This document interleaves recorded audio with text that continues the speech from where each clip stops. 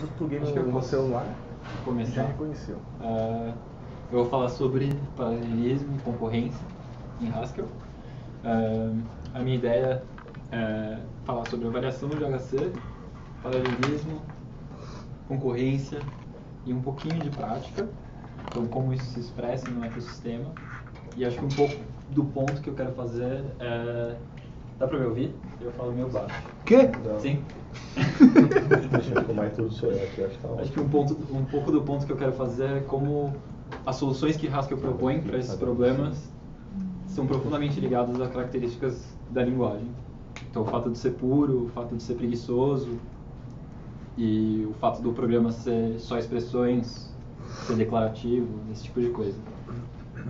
Então, o que eu vou falar principalmente foi inspirado pelo livro do Simon Marlowe, Parallel and Concurrent, quer dizer, Programação Paralela e Concorrente em Haskell, que tem o mesmo título, da Talk. A câmera avisa antes, cara, olha pra câmera, se ela virar, aperta lá. Ah, total. Segura a câmera. Será que ela detecta movimento? Se você ficar na frente da câmera, eu vi. Amarra a câmera. Opa! Amarra a câmera. Pode ser, Pode cara. ser uma opção. E ele está disponível gratuitamente na internet. Então você pode escanear esse QR Code e ler o livro. E é muito bom. Assim, tanto em termos de aprender Haskell prático, assim,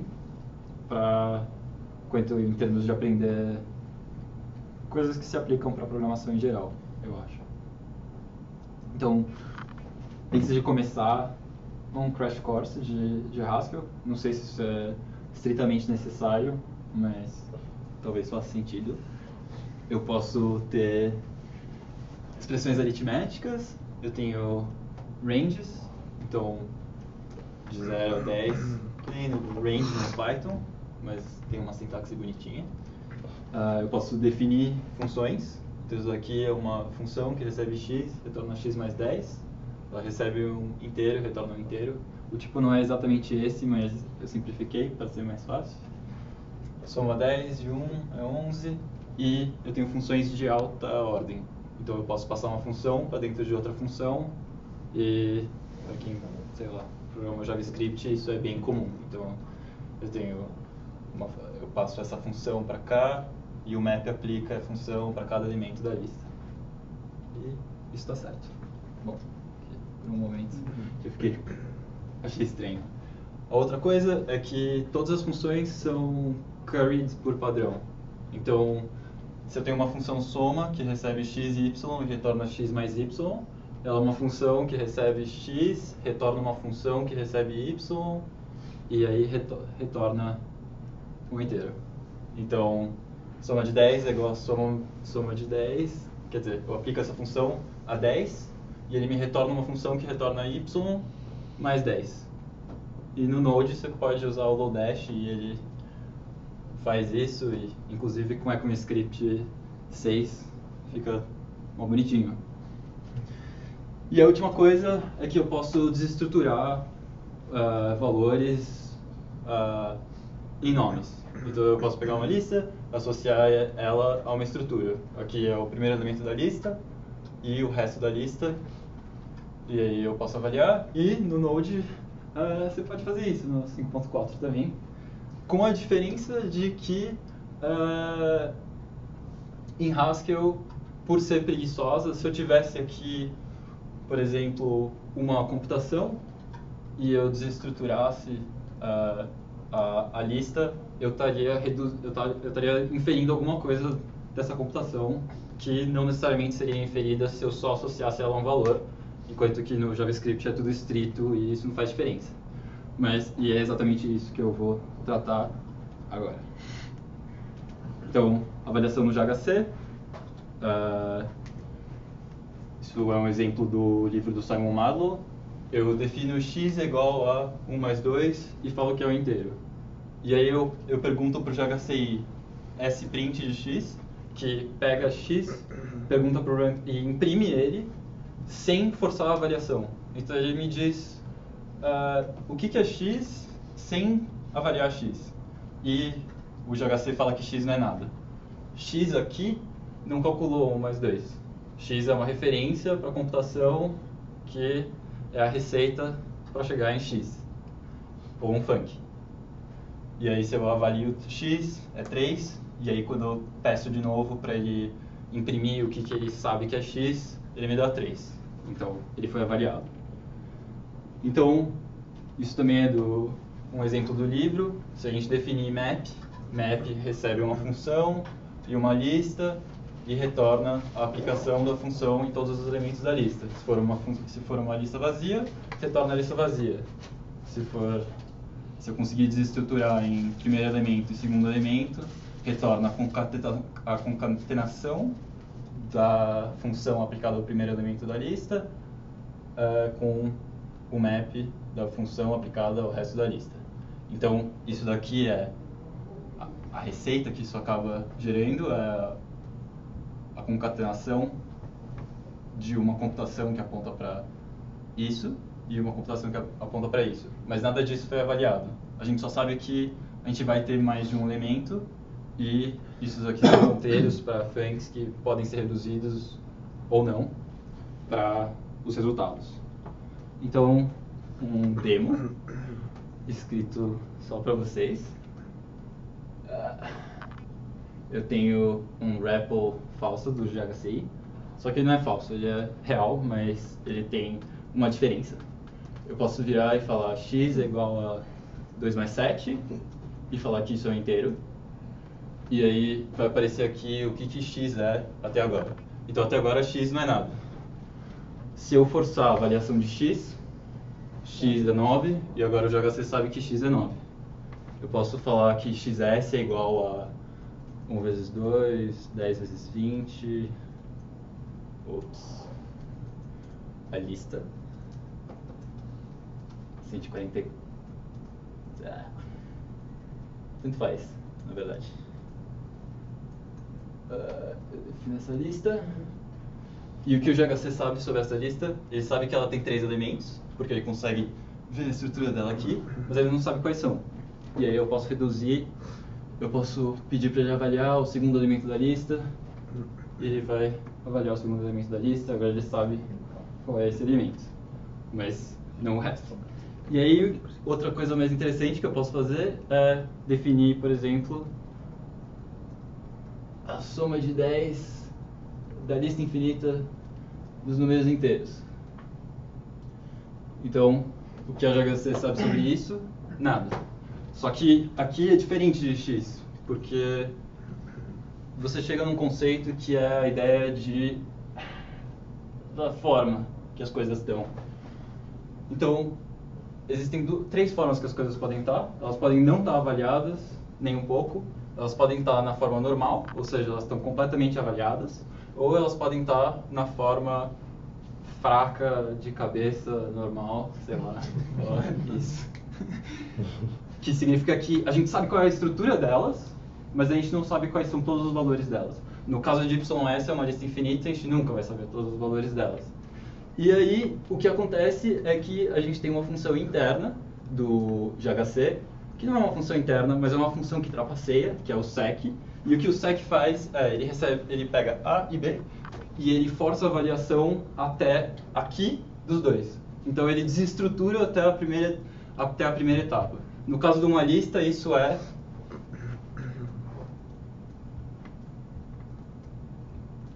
saber que a lista é a concatenação de 2 elementos e não a lista vazia, ou a lista vazia. Então é desestruturar até o primeiro construtor. Bom, esse é o demo que eu não tinha. faria esse serviço? Oi? O Take não faria esse mesmo serviço? Sim. Se eu der, tipo... Se eu desse... Sei lá, tem umas coisas divertidas que dá pra fazer. Tipo... É que eu não vou saber, mas a gente poderia... Eu vou saber um exemplo de cabeça. A gente poderia fazer, tipo... Dá pra você chegar num ponto em que o runtime sabe o tamanho de uma lista, mas ele não sabe mais nada sobre a lista. Ou, enfim, por exemplo, tipo um take while que... que um take while vai avaliar. No cycle para ele repetir a lista e fazer um baralhamento, por exemplo. Sim. O tempo de validação daquele índice seria simplesmente quando tiver que usar aquela propriedade, simplesmente? Ou se é o tamanho da lista até então? É que pode ser que a lista tenha vindo de outro lugar. Então, eu não sei como reproduzir isso, mas eu lembro que tem um exemplo exatamente disso no livro. Mas eu não... Eu tô achando estranho ele Não saber me o recordo. tamanho da lista logo de cara também, porque a lista é construída indutivamente, né? Também Ah. são elementos de uma lista que ele não olhou. Aqui? E como ele precisou imprimir o colchete final, a gente descobre o tamanho da lista por conta disso. Acho que em segunda já sabe o tamanho da lista. Né? No segundo, o runtime sabe. Porque no final... Tava na expressão de entrada, né? Se você faz um pattern match É, de underline, já estava você avaliado pega pelo... uma validação com o colchete, você acha o final da lista. Aí você consegue preencher essa lista com underline. Ok. Desculpa. Não, se alguém tiver uma ideia de como demonstrar isso, eu ia achar sensacional. Eu não faço ideia. Não funciona. Não funciona, Não cara. funciona. Colhendo ali, né? Não, apertei ainda. Não, apertou, Você segurando. apertou. Não, ele vai ignorar se É, você mandar ignora. A gente poderia brincar com coisas tipo, sei lá, avaliar uma lista de maybes até encontrar o primeiro just. E aí você não sabe qual é o valor, mas você sabe qual é a estrutura, e, enfim. Mas eu acho que isso vai mais pra, talvez, a próxima coisa que eu gostaria de tratar. Como é que eu tiro esse... Full screen? Não, eu desliguei o Slack que tava me enchendo o saco. Então, isso é a avaliação do GHC. As coisas são todas preguiçosas, nada acontece até ser necessário, e você tem essa ideia de avaliar uma coisa até ela estar desestruturada até o primeiro construtor. Ou, por exemplo, você poderia desestruturar ela até o último construtor, mas não os últimos valores. Não sei se dá pra entender isso. Então, paralelismo contra concorrência, que são as duas coisas que eu vou tratar. Isso é uma citação do livro que estava num post que eu publiquei umas semanas atrás. Então, um programa paralelo é um programa que usa multiplicidade de hardware computacional para realizar uma computação mais rápida. Em contraste, concorrência é uma técnica de estruturação de programas onde há muitos contextos de controle. Ou seja, para mim, paralelismo é tentar fazer um programa ser mais rápido rodando uma computação ao mesmo tempo. Tipo, você tem uma operação que está definida e você quer fazer ela rodar mais rápido. Enquanto concorrência seria coordenar vários contextos que tem que rodar ao mesmo tempo. Então, por exemplo, um servidor ou um cliente de BitTorrent ou algo assim, contra, por exemplo, solucionar... Qual é a melhor forma de eu solucionar 2.000 jogos de Sudoku? Haskell tem várias formas de paralelismo. A que eu vou apresentar, eu vou passar por cima das outras, mas a que eu vou apresentar é uma forma de paralelismo implícito. Então, aí vai ter uma distinção entre o que é paralelismo e concorrência, porque a concorrência vai ser explícita. Você vai virar e falar, não, cria uma thread e roda essa ação nessa thread. Enquanto com o paralelismo que eu vou mostrar, é tipo, eu tenho essa operação e executa ela para mim de algum jeito em paralelo. Então, como o runtime do GHC acaba lidando com isso, você tem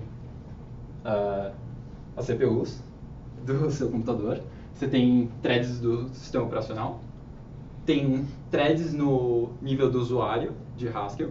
Então, a ideia aqui seria, isso são threads tradicionais, e isso são green threads, você pode ter milhares delas.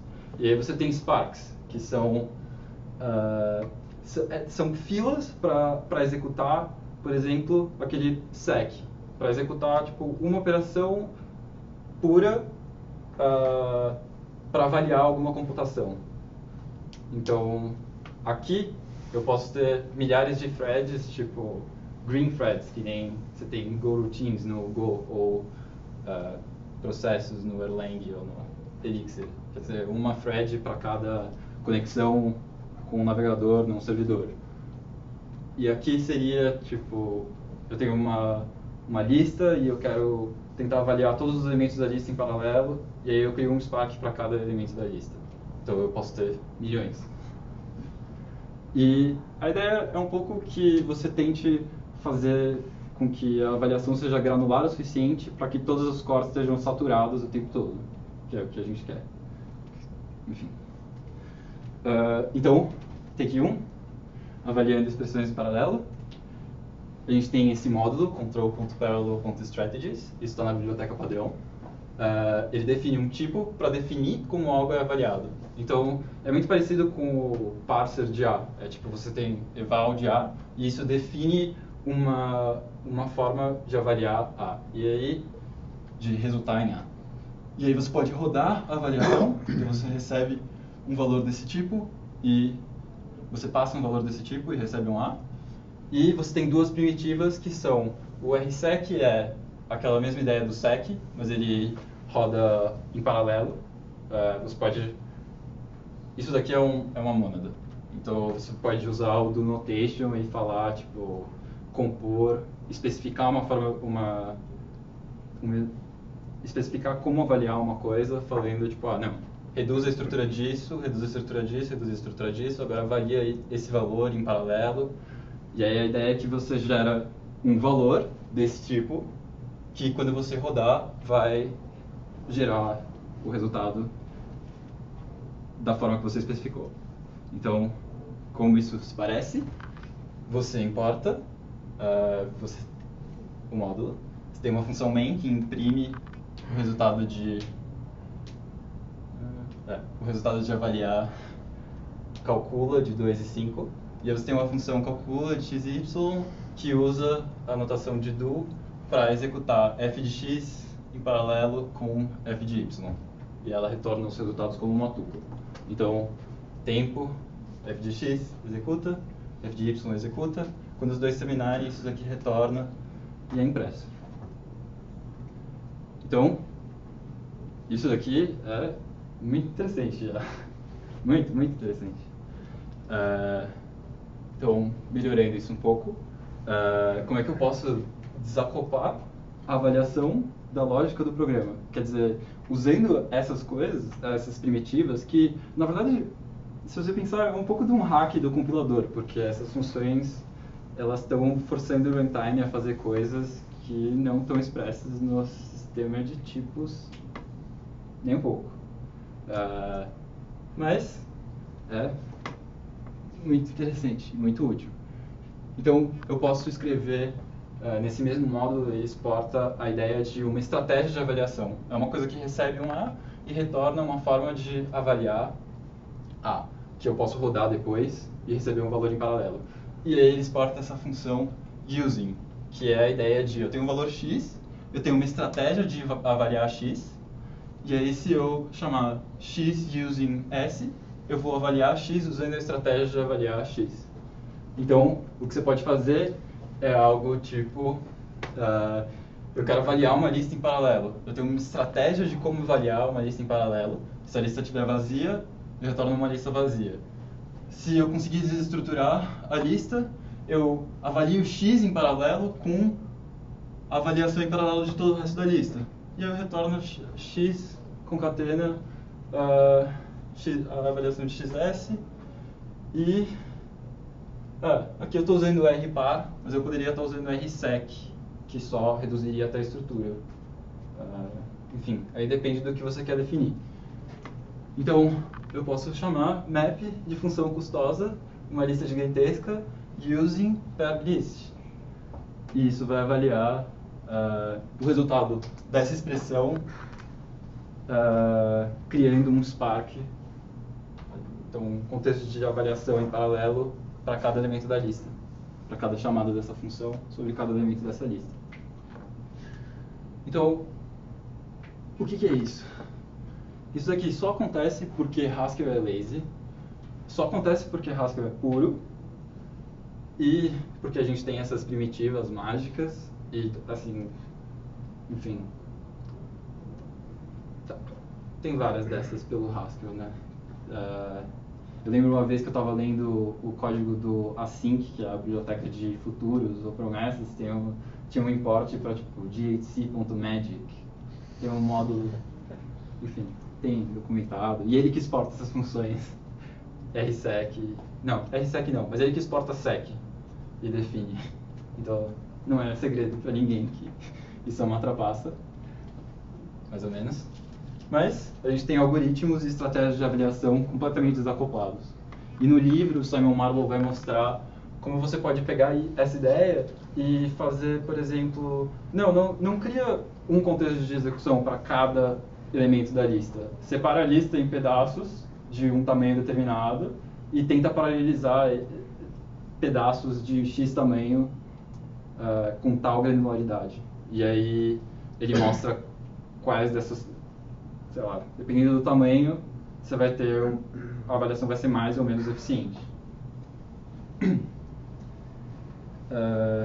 Ele também mostra o modelo de data flow, que seria mais para o modelo de avaliação estrita, pode tentar fazer a avaliação em etapas. E... Mexe a mão, talvez ele te... E ele também mostra como pegar essas mesmas coisas e aplicar elas para programar para GPU. E aí você de fato vai ter... Você pode fingir que você tem milhares de CPUs. Enfim, como é que eu pego uma matriz e tento calcular a próxima versão dessa matriz, executando todas as computações em paralelo no GPU. Sei lá, fazendo um map de uma matriz ou fazendo um fold, porque aí você não consegue... Você consegue paralelizar um fold porque você consegue separar a matriz em pedaços desde que o fold ele consiga ser composto. Não sei se isso faz sentido, mas dependendo de como essa função é definida, você pode pegar... Você está fazendo uma dobra, então você está reduzindo uma lista, uma coleção para um único valor. E aí, se você tiver uma propriedade em que você pode dividir a lista em vários pedaços, fazer as dobras em paralelo e aí combinar todos. Parecido com merge. É assim, se a operação que você está fazendo o fold na lista ela é associativa, você consegue automaticamente Porque a juntar as ordem não vai coisas. fazer diferença na hora. Não, a ordem não faz diferença, mas assim, ó, você não pode, não é comutativo, você não pode fazer x mais y igual a y mais x. Se você fazer x mais y depois mais z, ou x mais y mais z, aí essa ordem não Ela importa. ser associativa e não teria problema fazer essa divisão. Mas tem uns papers que já publicaram sobre esse assunto, assim, como se faz automaticamente baseado no propriedade. Então, concorrência. Como é que eu posso criar e coordenar threads? Acho que as duas primitivas mais simples que você pode pensar para isso são fork.io e thread delay. Então, fork.io pega uma ação, tipo I.O., e cria uma thread, uma green thread, para executar ela. E retorna um ID que você pode usar para inspecionar o estado da thread ou matar ela. E thread delay só recebe o número de nanosegundos e chama um sleep na thread até esse tempo passar. Aqui, se você não chamar isso, o main só vai executar isso aí, porque em Haskell as coisas não bloqueiam as threads. Tipo, eu não conseguia parar aqui e pedir para ele bloquear enquanto essas threads rodam. Pelo menos não até agora. Então, isso daqui cria uma thread para uma ação do tipo I.O. Aí a gente tem mvars, que é uma das primitivas de coordenação. E a ideia é que você tem uma variável mutável com uma espécie de semafor. Então, uma mvar ela contém um valor e ela pode estar vazia ou cheia. Ela pode não ter nada ou ter um valor.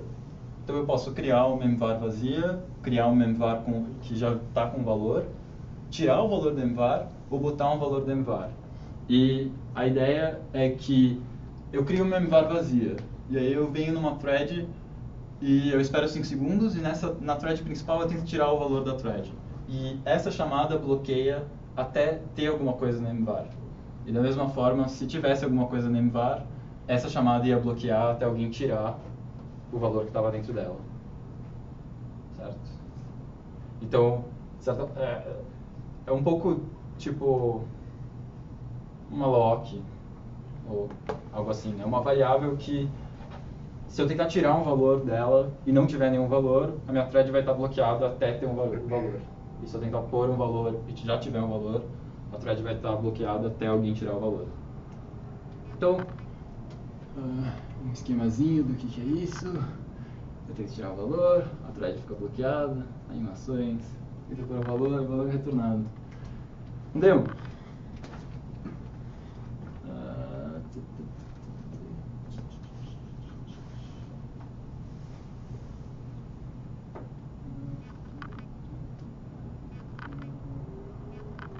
Ok.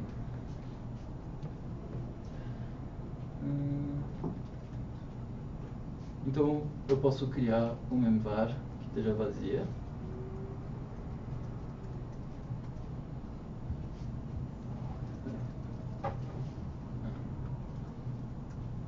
Eu vou falar que essa memvar vai ter um inteiro.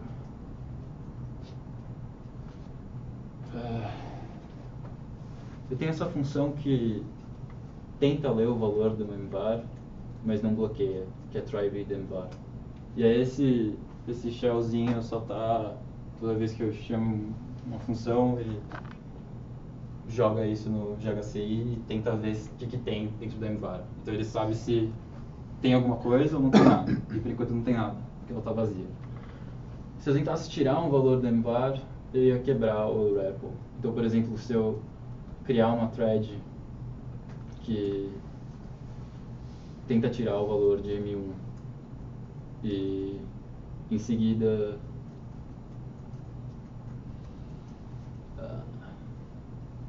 isso acontece.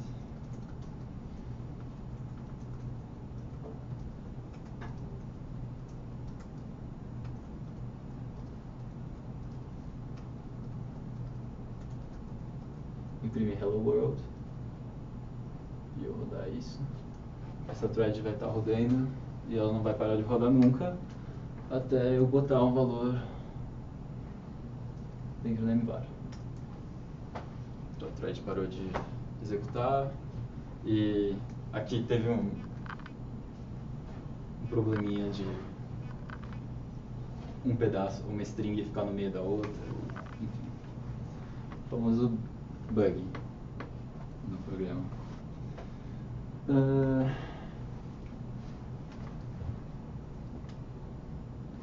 Esse aí é o momento de você puxar a sardinha para a concorrência, para não acontecer esse erro, né?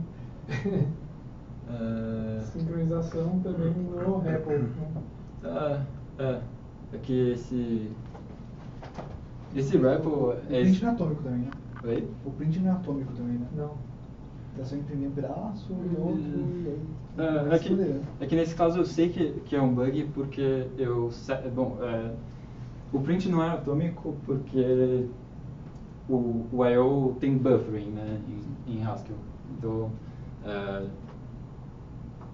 tipo, não tem nada que garante, quando eu tento imprimir uma linha, não tem nada que garante que se eu lançar outra thread e tentar imprimir outra linha, eu não vou imprimir 2 caracteres em uma thread, 2 caracteres na outra. Só que você pode setar o buffering para ser alguma coisa. E eu setei o buffering para ser de linhas. E isso daqui é o GHC imprimindo e um bug no meu REPL. E não enfim. Então, por isso que eu quis dizer que era o famoso bug. Porque era um problema que não tem nada a ver com o que eu estou falando e ele está aí. Mas, né? Enfim, vale ser mencionado.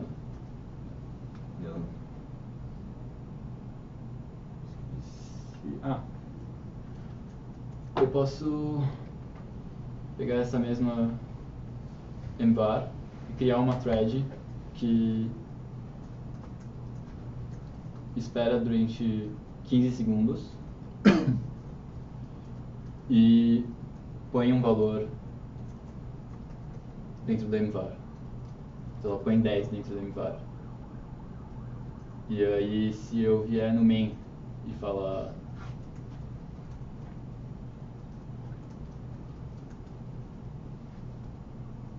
isso, parece que está responsivo, mas o REPL está parado. Quer dizer, essa thread está bloqueada até o valor ser tirado. E Já parou, já. já parou. Enfim, na verdade, eu lembrei que essa era a parte que eu não deveria ter tentado mostrar no demo, porque ela ia quebrar. Mas a ideia é que eu consigo usar isso como uma forma de coordenação para futuros. E mais ou menos como isso se pareceria,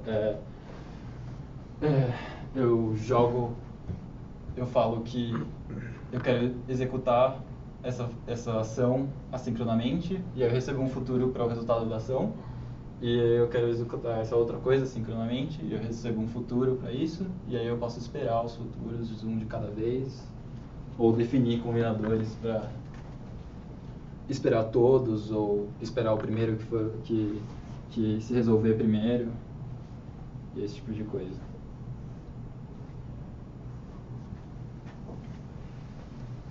Como isso poderia ser implementado com envars? Seria, eu tenho um futuro para A, que é um thread ID da onde a ação que resulta em A está rodando, e uma envar de A que está vazia até a ação terminar e botar o resultado dentro dela. E aí eu quero as duas primitivas. Eu quero uma primitiva que receba uma ação e retorne um futuro para A.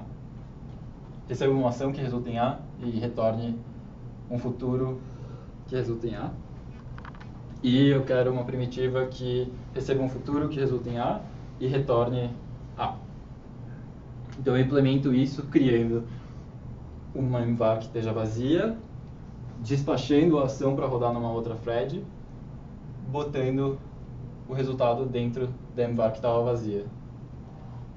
Então, a ideia é que quando eu chamar wait e eu tentar ler o que está dentro da envar, isso daqui vai bloquear até essa operação terminar, que está rodando numa outra thread, e o resultado ser botado dentro da envar. Então, enfim, isso é um jeito muito simples de implementar promessas ou futuros usando essa primitiva. E você pode implementar várias outras formas de coordenação. Então, é uma primitiva para coordenar threads, que pode dar deadlocks, já que não tem nada que garanta. Depois que eu tiro o valor de uma envar, eu estou no tipo IO, então qualquer coisa pode acontecer. Pode vir uma exceção do céu ou qualquer coisa assim, e aí meu programa para de executar e eu não boto de volta o valor e o resto do programa trava. Ou poderia ter um caso mais complexo, tipo uma race condition, em que eu tenho um banco e cada conta do banco é uma envar que tem a sua lock, e aí eu quero fazer uma transação de uma conta para outra, então eu pego a envar de uma, tiro o saldo, pego o saldo, vou para a envar de outra, pego o saldo, subtraio o que eu quero tirar de uma para outra e volto para as duas. Só que eu faço isso em ordem. E aí se eu tiver duas threads fazendo em ordens diferentes, pode ser que acabe que eu tenha um deadlock. Enfim, não sei se isso... Não acho que eu consegui explicar muito bem, mas eu posso demonstrar talvez. E a lógica de coordenação roda no tipo IO. Essa ideia de async é implementada num pacote, no Haskell. Então você pode programar usando a ideia de futuros em Haskell. E ele oferece essas e outras primitivas. Control.concurrent, esse módulo também expõe exceções assíncronas. que é a ideia de que em Haskell você pode ter duas threads e uma thread pode atirar uma exceção para outra. E tem uma implementação de um cliente de BitTorrent em Haskell que chama CombinaTorrent, eu acho. E o cara, o programador que escreveu, era um programador de Erlang, e ele tinha escrito um cliente de BitTorrent em Erlang, e ele queria portar ele para Haskell só para ver como era. E aí ele usa isso para implementar árvores de supervisão, fazer o modelo dos atores e jogar, notificar. Você tem uma thread que cria outra, e aí ela é notificada quando o filho morre e tem que fazer alguma coisa sobre isso. Ou só morrer e lidar com o problema. Enfim, jogar para cima. Você tem channels. E você tem quantity semaphores, que é uma camada muito simples em cima das mvars para eu poder ter, por exemplo, um contador e medir quando um contador chega a certo ponto. Só que com segurança entre threads. Então, por exemplo, adicionar um valor a um contador sem ter a chance de que uma exceção estrague o que eu estou fazendo ou que duas threads se atrapalhem. Então, concorrência, a versão mais moderna de Haskell seria pensar em memória transacional, que é o STM, Software Transactional Memory. E a ideia é que eu tenho transações, que nem eu tenho no SQL, no Haskell, na memória. Então, eu começo uma transação e eu tenho uma série de operações que eu quero fazer com os meus dados, e ou a operação acontece inteira, ou ela é completamente cancelada e nada acontece. E o meu banco de dados ou a minha memória fica exatamente como ela estava quando começou. E além disso, eu posso pegar em algum momento, testar uma invariante, alguma coisa não está como eu queria que ela tivesse, e falar, não, começa de novo ou aborta. E aí ele vai só reverter tudo que você fez até agora e voltar para o começo. Então, eu posso ter algo como atualiza contas, seta o saldo da conta igual ao saldo menos 100, onde isso for. E aqui é a mesma coisa, lê o saldo da conta, escreve o saldo da conta sendo o saldo da conta menos 100. Mas isso roda num tipo especial que não pode fazer I/O e que eu tenho essa ideia de que essa operação vai acontecer inteira ou não vai acontecer nunca. Então, na verdade, eu não tenho propriedade para falar como isso é implementado, então não vou. Mas a ideia é que você tem essas primitivas, você tem um tipo STM, então o manejo de dados de estado mutável compartilhado não está mais no tipo I/O. Você tem essa função atomically, que recebe uma operação no tipo STM e executa ela, e a ação pode retornar um valor de dentro do tipo. E você tem retry, que de dentro de um tipo STM volta para o começo do bloco e tenta de novo e reverte todas as mudanças que ele fez até aqui. E entre outras estruturas, você tem essa estrutura que é uma tvar, que seria algo como as mvars, só que ela não pode ficar vazia. E ela não precisa ficar vazia, porque se você pensar, eu queria que a mvar ficasse vazia, porque eu deixo todo o estado do programa no mvar. E aí eu tenho uma thread que vai lá, lê o estado do programa, faz alguma coisa com ele e põe de volta. E enquanto essa thread está mexendo no estado do programa, eu não quero que mais ninguém mexa nele. Eu quero que, se outra thread vier e quiser mexer no estado do programa, que ela espere até a primeira thread acabar de fazer o que ela estava fazendo. E aqui eu não preciso disso, porque se eu vier, ler o estado do programa, modificar ele, isso roda num tipo puro. Se alguma coisa acontecer errada, nada vai acontecer e o estado fica como ele estava. Então, é bem mais difícil ou impossível de você ter uma race condition ou algo assim. Enfim, você pode estruturar o seu programa de forma que isso seja impossível. Entre outras estruturas, você tem essa que eu mostrei, tvar, que é algo como memvar, mas ela não pode ficar vazia. Tem uma implementação de uma coisa análoga a mvar, que pode ficar vazia ou pode conter um valor, só que roda no tipo STM. Tem channels, tem filas, e tem filas limitadas e arrays paralelos. A diferença aqui é que se eu tentar escrever num channel e eu não tiver um consumidor, a chamada de escrita vai bloquear até um consumidor vier. Enquanto numa fila eu posso escrever e deixar passar, e as mensagens vão ficar sendo acumuladas na memória até um outro consumidor vir e começar a consumir elas. Então a ideia de você ter uma fila limitada é que se eu tiver alguma thread que está produzindo muitas mensagens e eu não tiver nenhum consumidor para elas, eu não vou acabar comendo toda a memória, enchendo uma fila de mensagens que nunca vão ser processadas. Não sei se isso faz sentido.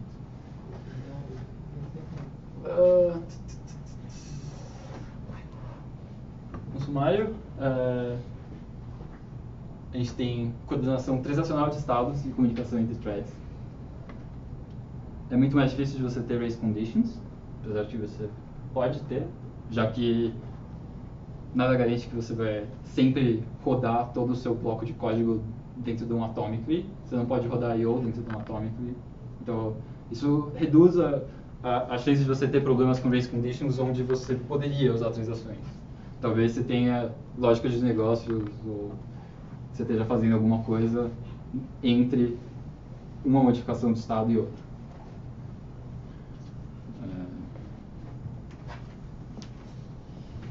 E a lógica de coordenação roda no tipo STM. Isso significa que ela pode ser composta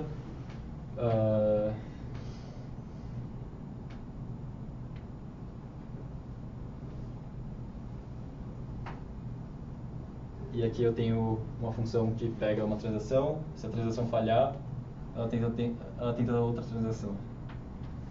Mas acho que também o que eu diria que é importante disso, dela rodar no tipo I/O, no tipo STM, não no tipo I/O, é mais para que quando você está no tipo I/O, você pode ter qualquer coisa, você está no mundo da programação imperativa, né? Você pode ter uma exceção que vem do nada ou qualquer coisa assim. E tentar sair disso e chegar a definições do que o programa está fazendo, tentar declarar o que você quer fazer e aí tentar ter uma biblioteca que executa ela de uma vez, as declarações de uma vez, é algo que pende mais para onde você quer levar as coisas em Haskell, que é tipo, o poder das abstrações que você define na linguagem. Então, eu vou falar de servidores HTTP e eu vou mostrar uns gráficos e uns diagramas que vêm de um paper ou de um artigo que analisa a performance do WARP, que é a implementação de referência de um servidor HTTP em Haskell. Então, quando você tem servidores tradicionais, você tem um thread ou processo do sistema operacional por conexão. Ou seja, você tem um modelo de programação muito simples, porque cada thread só precisa lidar com a conexão que ela está aceitando agora. E você não precisa misturar o que é o código de lidar com uma única conexão com o que é o código de coordenar o estado inteiro de uma aplicação ou algo assim. Mas você tem o efeito contrário de que threads do sistema operacional são caras e que se você tiver uma piscina de threads, você pode acabar travando um número de contextos limitados. Quer dizer, se você tiver uma piscina de threads, você limita o número de threads que você quer ter e aí você poderia acabar tendo uma coisa onde uma thread se bloqueia esperando por I/O ou fazendo algo assim e você acaba travando um recurso desses sem que isso seja necessário, desperdiçando tempo da CPU. o que é bem comum para servidores agora, de alta performance recentes, é um event loop, ter uma thread só que lida com todas as conexões e handlers que nunca bloqueiam, tentam fazer tudo assincronamente e,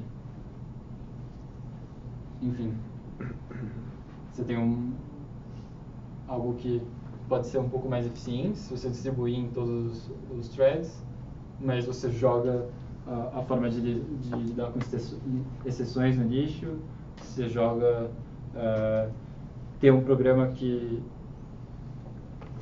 tem uma continuação simples no lixo,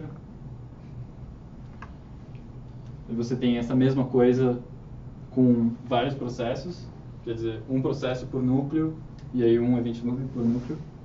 Isso é o que o Nginx faz e o que o Node faz, mas o Node também implementa isso agora. E você tem o Haskell, que a partir das últimas versões pode ter um processo.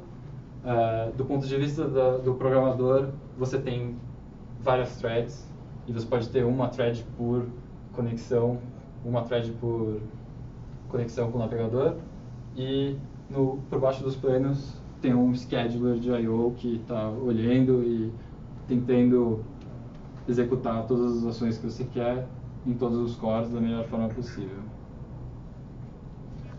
Isso daqui é um gráfico desse artigo, mas eu não sei se ele está atualizado. O Nginx na minha máquina é 1.8 e o Mighty está na versão 3 e o JHC está na versão 8 quase. Então, enfim, o que esse gráfico queria demonstrar é que a partir de um número de workers, de cores que você pode ter numa máquina, o Haskell consegue saturar a CPU bem melhor do que o Nginx. Mas, quem sabe, se isso é real. Eu diria que o Haskell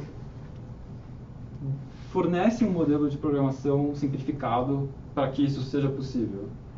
Mas eu não sei se, na prática, agora, num benchmark, mesmo porque, se eu não me engano, esse benchmark era tipo um Pong, que não diz muita coisa para produção.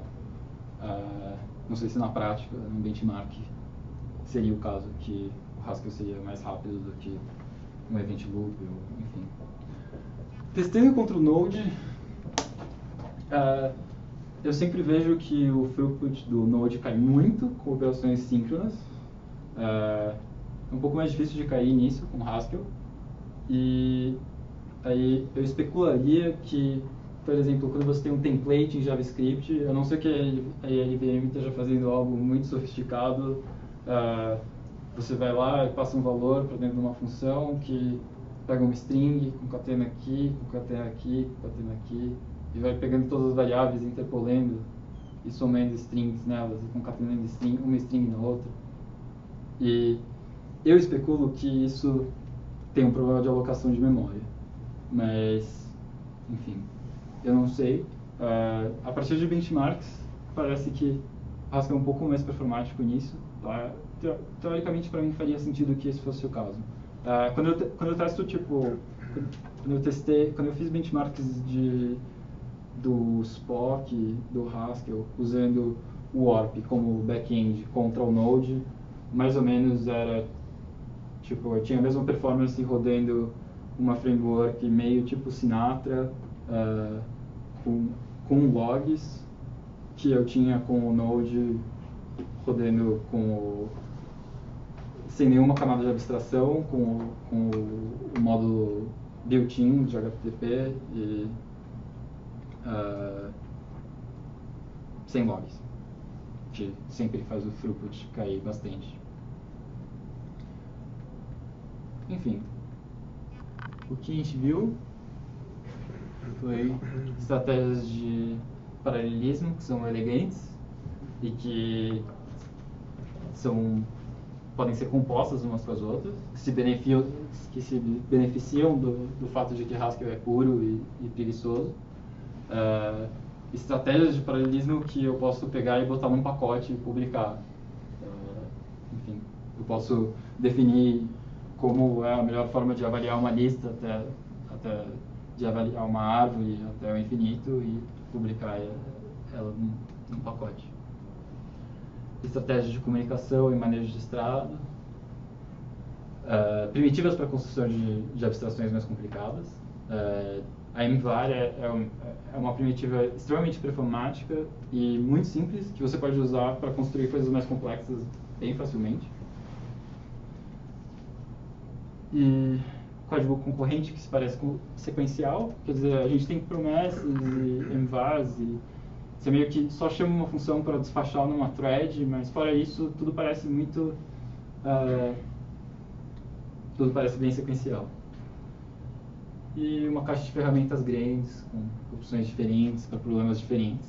Você pode misturar todas as coisas para conseguir a melhor forma de paralelismo, concorrência dentro de uma única máquina e solucionar os seus problemas da melhor forma possível. Inclusive no livro do Simon Marlowe, quando ele está falando de paralelismo, ele mistura tudo.